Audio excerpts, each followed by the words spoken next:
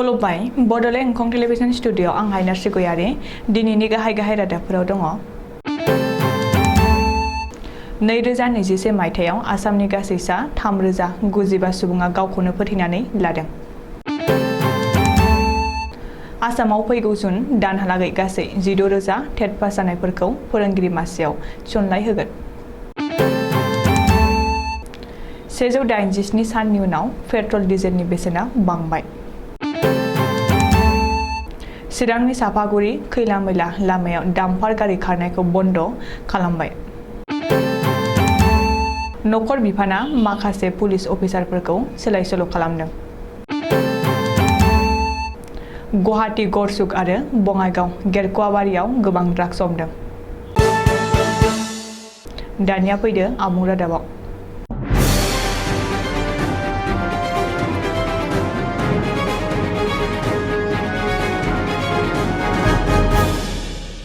थांनाय 2021 मायथाइयाव बोसोरसेनि गेजेराव आसामनि गासै 3095 सुबुङा गावखौनो फोथैनानै लादों। बे बाथ्राखौ आसामनि गिबि मन्थ्रि डक्टर हिमन्त बिश्व शर्माया समबारखालि आसाम आयेन आफादनि जथुमाव मिथिहोदोंमोन। नाथाय अब्लाबो थांनाय 2020 निख्रुइ बाङाइसिन जादों होननानै गिबि मन्थ्रिया बुंबावदों। मानो होनोब्ला 2020 मायथाइयाव गासै 3243 मोन जायफोरा सुइसाइड जानानै सोरनिबा सायाव दाय होलांदों। बिसोरनि सायावबो पुलिसा थाबैनो नायबिजिरदों आरो बेफोरनि गेजेराव माखासे केसफोरा हयथ' देहायारि नोरजिया एबा गुबुन गावारि जाहोनफोरबो दं होननानै गिबि मन्थ्रि डक्टर हिमन्त बिश्व शर्माया बुंबावदों। आसामाव लांदां जानानै थानाय फोरोंगिरिफोरनि मासिखौ सुफुंनो थाखाय फैगौ जुन दानहालागै गासै सा 16,000 टेट पास जानायफोरखौ फोरोंगिरि मासियाव थिसननाय होगोन होननानै आसामनि गिबि मन्थ्रि डक्टर हिमन्त बिश्व शर्माया मंगलबारखालि आसाम आयेन आफादनि रांबावजा जथुमाव बुंदों। बेखौबो बुंदों दि जायफोरा आथिखालाव टेट पास जाबाय बिसोरो गावखौनो फोरोंगिरि साख्रि मोनथारनांगौ होननानै दाबिबो खालामनो हाया। बे खाबुआवनो गिबि मन्थ्रि डक्टर हिमन्त बिश्व शर्माया बुंबावदों दि आथिखालाव मोनफ्रोमबो एमएलए बियाबावनो गंफा मडेल फरायसालि गायसननाय जागोन। बेखायनो जाहाथे बयबो एमएलएफोरा गावबा गावनि ओनसोलाव बबे जायगायाव जानांगौ बेनि लिस्टखौ थाबैनो गथायनांगौ होननानै बयबो एमएलएफोरखौ खावलायदों। बेनि अनगायैबो जायफोर जायगायाव माइनरिटि ओनसोल बैफोर ओनसोलाव सोरखारा जौगाहोनायनि थाखाय बांसिन खामानि मावगोन होननानै मिथिहोदों। मोनबा रायजोनि बिधान सभा बिसायख'थिनि सिगां भारत सोरखारा पेट्रल डिजेलनि बेसेनखौ एसे रेहाय खालामदोंमोनब्लाबो नाथाय आथिखालाव बिसायख'थिया जोबनाय लोगो लोगोनो भारतआव पेट्रल डिजेल आरो संग्रा गेसनि बेसेना बांफिनबाय। बे बांनायाव समबारखालि हर गेजेरनिफ्राय जागायजेनदों। मख'नो गोनांदि लिटारसे पेट्रलनि बेसेना 0.84 फैसा, डिजेलनि बेसेना 0.83 फैसा बांहोजाबावबाय। बेनि अनगायैबो संग्रा गेसआबो गंसे सिलिन्डाराव गासै 50 रां बांहोनाय जादों। आथिखालाव बेफोर गासैबो बजाया रायजो राजानि खर'आव गोग्लैगोन। लोगोसे गुबुन रोखोमनि मुवा बेसादफोराबो बेसेन गोसा जाहैगोन बियो रोखा जाबाय होनजायो। चिरां जिल्लानि चापागुरिनिफ्राय खैला मैलासिम डाम्पार गारि खारनायखौ चिरां जिल्ला खुंथाया बन्द खालामबाय।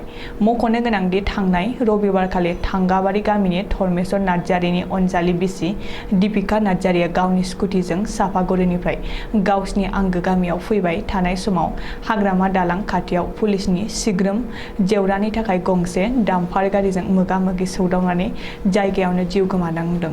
बेनि उनाव जायगानि रायजो राजाया खुद्रिनानै पुलिसनि सिग्रोम जेवराखौनो थेर-बेथेर खालामदोंमोन। बे समावनो चिरांनि एसपि प्रानजित बराया हाखु-दाखुयै फैनानै थासारिखौ रेजें खालामफैयो आरो रायजो राजानि बुंनायखौ खोनासंनानै रौमारि पुलिस पस्ट अफिसनि आइसिखौ गोख्रैनो रिजार्भ क्लज खालामनानै गुबुन सासे एसआइखौ आइसिनि बिबानाव थिसनदोंमोन। आसाम सोरखारनि नखर बिफाना पाब्लिक इन्टारेस्टनि थाखाय मंगलबारखालि माखासे पुलिस अफिसारफोरखौ सोलाय-सोल' खालामदों। बिसोरनि मुङानो जादों फारियै एसपि आनन्द मिश्रखौ गेलेमु आयदानि एसिस्टेन्ट इन्टारप्रेटर जेनेरेल मासियाव थिसननाय जादों। नैथियाव जिटि एपिबिएननि एसिस्टेन्ट कामान्डेन्ट APS अफिसार दैजि गगैखौ शिबसागर जिल्ला मावख'आव DSP महरै पस्टिं खालामनाय जादों। थामथियाव शिबसागर जिल्ला SP मावख'नि DSP घनश्याम भाईखौ GT APBN नि एसिस्टेन्ट कामान्डेन्ट बिबानाव पस्टिं खालामनाय जादों। ब्रैथियाव थामथि APBN नि assistant commandant APS officer Pranab दासखौ काजिरङा नेशनेल पार्क प्रटेक्शन अर्गानाइजेशननि DSP महरै पस्टिं खालामनाय जादों। आथिखालाव पुलिसा जेसेनो ड्राग्स फालांगिखौ हमदों एसेनो ड्राग्स फालांगिरिफ्रा गोदान आदबजों ड्राग्स फालांगिफोरा सिखावै पुलिसनि मेगनाव हाद्रि सारनानै लांखोमा लाबोखोमा खालामगासिनो दं।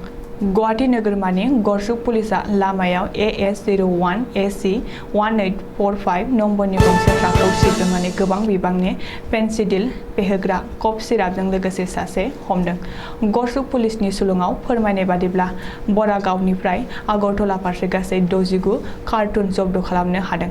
बे बिथिङाव लोब्बा गोनां सासे दायनिगिरिखौ पुलिसा गवालपारानि थागिबि जाहुदुल इस्लाम मुंनि ड्राग्स ड्राइभारखौ पुलिसा एरेस्ट खालामदों। बेनि अनगायैबो कामरुप जिल्लानि पुलिसा शिलंनिफ्राय सिलिगुरिसिम थांनो फैनाय AS19 AC 3377 जयराम कृष्ण मुंनि गंसे नाइट सुपार लाक्जारि बासखौ गुवाहाटीनिफ्रायनो उन होसोबोनानै बङाइगाव जिल्लानि गेरखुवाबारि 3 नं राजा लामायाव हमफैनो हादों।